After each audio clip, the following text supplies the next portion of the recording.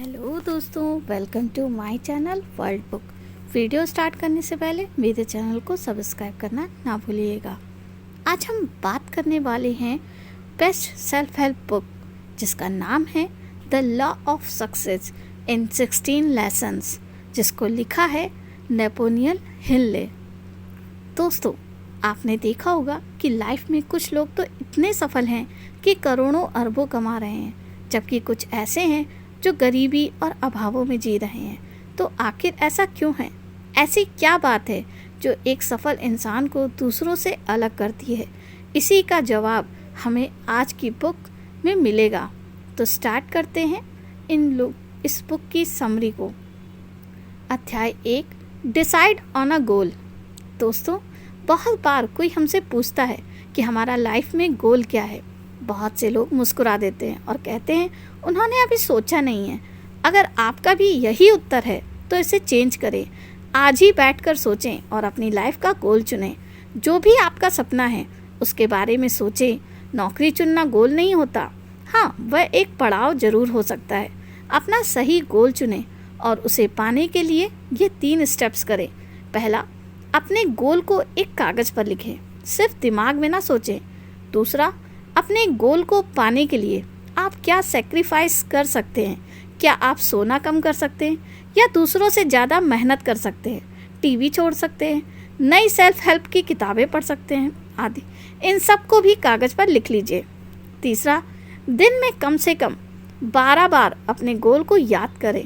इससे आपके सबकॉन्शियस को याद हो जाएगा कि आप उससे क्या चाहते हैं और वो उस दिशा में काम करने लगेगा और आपको क्रिएटिव आइडियाज़ देने लग जाएगा। और सब जानते हैं कि एक आइडिया ज़िंदगी बदल देता है। अध्याय 2, बिलीव इन योर सेल्फ। अगर आपको लाइफ में सफल होना है तो खुद पर विश्वास करना होगा। आपको बिलीव करना होगा कि आप भी रिच हैं और सक्सेसफुल बन सकते हैं। पर बहुत से लोग डरते रहते हैं। इसमें से उनमें कॉन्फिडेंस की कमी होती है। इस अध्याय में लेखक ने बताया है कि इंसान को 6 तरह के डर हमेशा सताते हैं। वो इस प्रकार हैं। पहला है द फियर ऑफ पॉवर्टी, अर्थात गरीबी का डर। दूसरा, the fear of old age, बुढ़ापे का डर। तीसरा, द फियर ऑफ क्रिटिसिज्म, बुराई का डर। चौथा, the fear of loss of love, प्यार को खोने का डर। पांचवा, द फियर ऑफ सिकनेस, बीमारी का डर। और लास्ट में आता है छठा, द फियर ऑफ डेथ, मौत का डर। दोस्तों, अगर आपको भी ये डर सताते हैं तो हमेशा खुद को पॉजिटिव ऑटो सजेशन दें, जिसे सेल्फ टॉक यानी खुद से बातचीत करना भी कहते हैं। हमेशा पॉजिटिव बोलने से आपका यह डर खत्म हो जाएगा और आपका कॉन्फिडेंट बढ़ जाएगा। हमेशा अपने डर का सामना करना सीखें, इससे जीत आपकी होगी। अगर गिरने के डर से आप साइकिल चलाना छोड़ देते हैं तो क्या आप साइकिल सीखने में सफल हो पाते? यही एटीट्यूड रखकर अपने गोल की तरफ बढ़ें। 1000 बार गिरे लेकिन 1000 बार उठ जाएं। अध्याय 3, get in the habit of saving.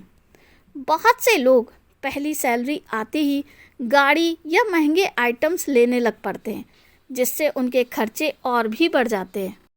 जैसे गाड़ी की वजह से हमेशा पेट्रोल के लिए खर्च करना पड़ता है, घर के लिए लोन भरना पड़ता है। इससे लोग कभी भी सेव नहीं कर पाते और हमेशा गरीबी में जीते हैं।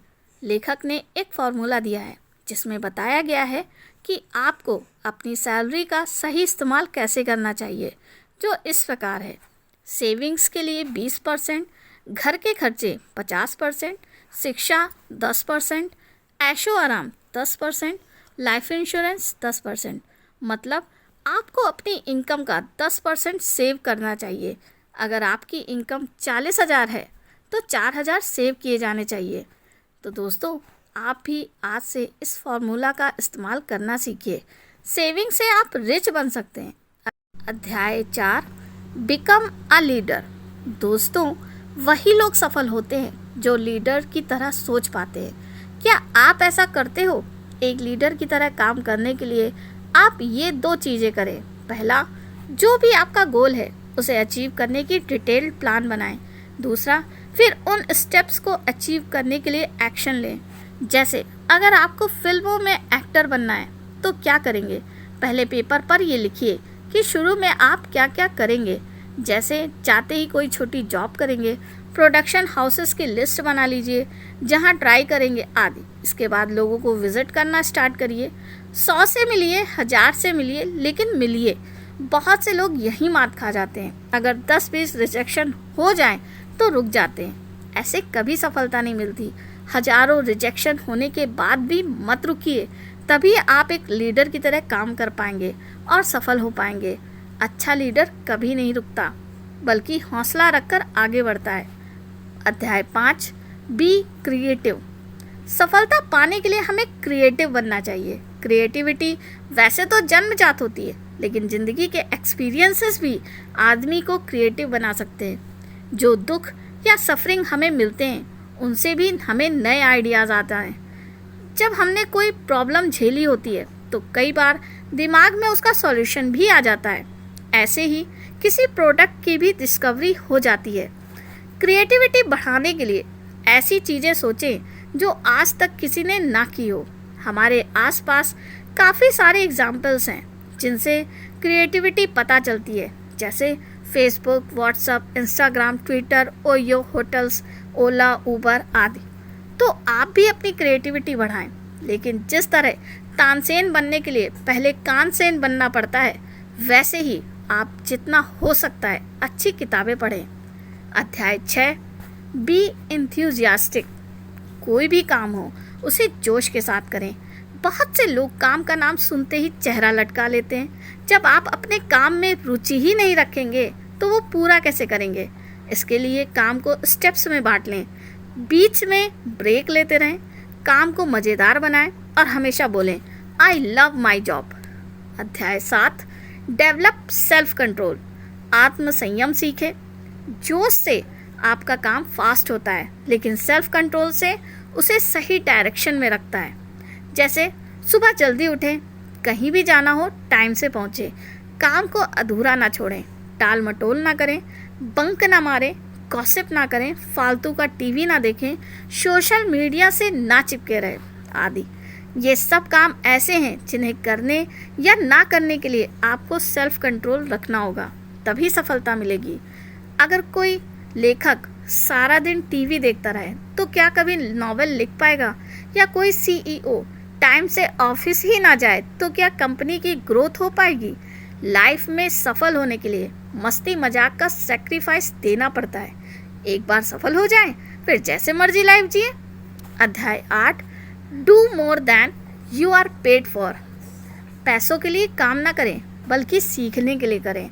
मान लीजिए आपको कोई कंपनी लगानी है और आप वैसी ही किसी कंपनी में जॉब कर लेते हैं, तो वहाँ पर ऐसा बर्ताव मत कीजिए जिससे लगे कि आप सिर्फ पैसा कमाने आए। जितना बोला जाए उससे ज़्यादा कर दे, हो सके तो बाकी लोगों की हेल्प कर दे।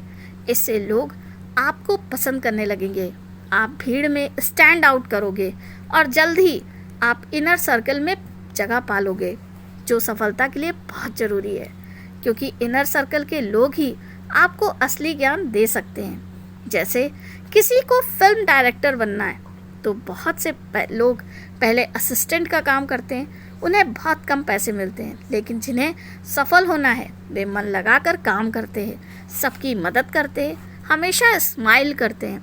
ऐसे लोग जल्दी अपना गोल पाने में सफल होते हैं। अध्याय 9, डेवलप अ प्लीजिंग पर्सनालिटी। सफल बनने में आपकी पर्सनालिटी भी अहम भूमिका निभाती है, इसलिए आप अपनी पर्सनालिटी को डेवलप करें। इसके लिए आप कपड़ों से स्टार्ट करें।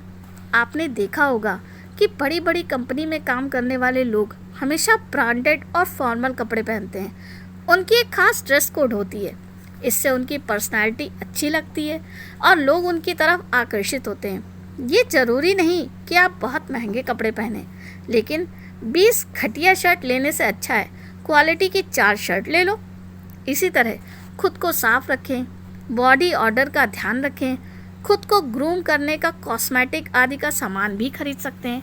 लेकिन दोस्तों, एक्सटर्नल अपीयरेंस से ज़्यादा इंटरनल ब्यूटी मायने रखती है।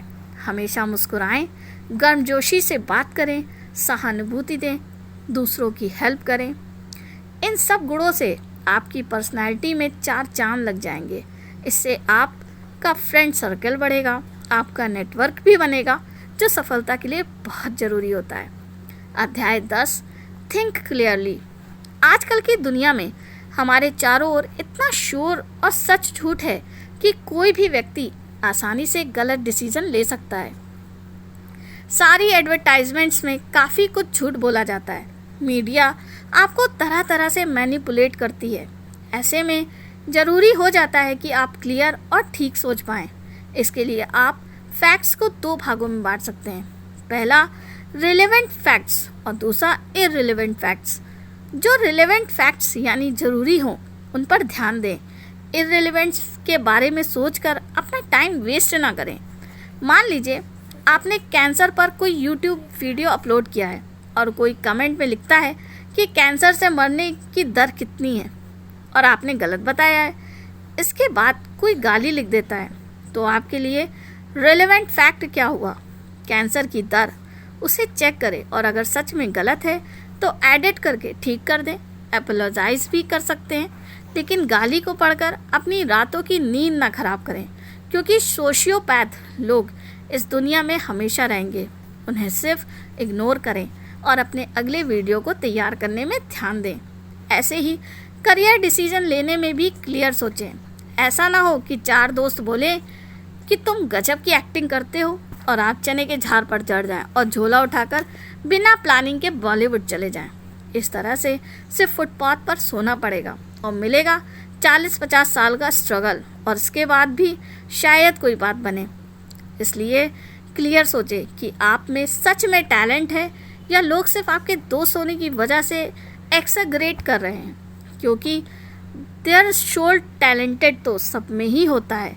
सफल बनने के लिए आपका टैलेंट थ्रेशोल्ड से ऊपर होना चाहिए। अध्याय 11, कंसंट्रेशन या फोकस। सफलता पाने के लिए आपको अपने गोल पर पूरी तरह से फोकस करना पड़ेगा। अर्जुन और चिड़िया की आंख वाला किस्सा तो आपने सुना ही होगा। उसे ही फोकस कहते हैं। कुछ लोग आपने देखा होगा, पहले एक बिजनेस स्टार्ट करते हैं, अगर वो ना चले तो अगले महीने उसे छोड़कर एक नया स्टार्ट करते हैं। इस तरह 1 साल में 36 बिजनेस कर लेते हैं। ऐसे लोग अंत में बर्बाद होकर रह जाते हैं। ऐसा इसलिए नहीं होता है कि ऐसे लोग फोकस करना नहीं जानते हैं। इसलिए दोस्तों, सबसे पहले अपना मनपसंद गोल चुनें और फिर उस पर पूरी तरह से जुट जाएं। कम से कम 1 से 2 साल तक तो लगे रहना पड़ेगा। एक रिसर्च के अनुसार 95% ब्लॉग फेल हो जाते हैं। ऐसा इसलिए होता है कि ब्लॉगर कंटेंट लिखने पर फोकस नहीं करता। कभी कभी एसईओ करने लगेगा तो कभी 50 तरह के सोशल मीडिया पर प्रमोट करने लगेगा। ऐसा हर फील्ड में होता है। इसलिए पहले एक चीज़ को कंप्लीट करें, फिर दूसरी शुरू करें। इससे आप ज़रूर सफल बनेंगे। अध्याय 12, कोऑपरेशन, वर्क विद अदर्स। अगर आपने गोल या स्टार्टअप में सक्सेसफुल होना है तो दूसरों के साथ काम करना सीखें, लेकिन अपनी टीम सोच समझ कर चुनें। सभी मेंबर का एक गोल और एक जैसे इंटरेस्ट होने चाहिए। इंटरव्यू करके आप ऐसे लोग ढूंढ सकते हैं, फिर आप उनकी हेल्प करें, तभी वे सब आपकी भी हेल्प करेंगे। हर किसी में कोई ना कोई स्किल ज़रूर होना चाहिए, उसका फ़ायदा उठाएं। अध्याय 13, फेलर, लर्न फ्रॉम मिस्टेक्स। ऐसा कहा जाता है कि बिजनेस में कोई भी फेलर नहीं होता है, वे तो लेसन होते हैं, क्योंकि हर फेलर आपको ये सिखाता है कि ये तरीका काम करेगा या नहीं। उससे सबक लें और फिर नया तरीका खोजें। अध्याय 14, टॉलरेंस। दोस्तों, सहनशील बने, फिर चाहे वो किसी religion, caste, creed, gender, sexual orientation आदि की बात हो या किसी की गलती पर रिएक्ट करने की। हर तरह के व्यक्ति को अपनाएं, सबके साथ समान बर्ताव करें, स्टीरियोटाइप्स ना बने, तभी आप आगे बढ़ पाएंगे। संकुचित विचारों वाले व्यक्ति कभी आगे नहीं बढ़ पाते।